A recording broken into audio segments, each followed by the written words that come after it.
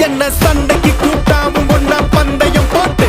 நான் அம்பைய போல வந்தண்டி மன்னிப்பு கேட்டு அப்பையும் வீட்டுல கொட்டுக்க போறாங்கல்ல போலீஸ் கம்ப்ளைண்ட் முஞ்சா என்ன கூண்டுல நிப்பாட்டு நம்மளுக்கும் இருக்கு சப்போர்ட்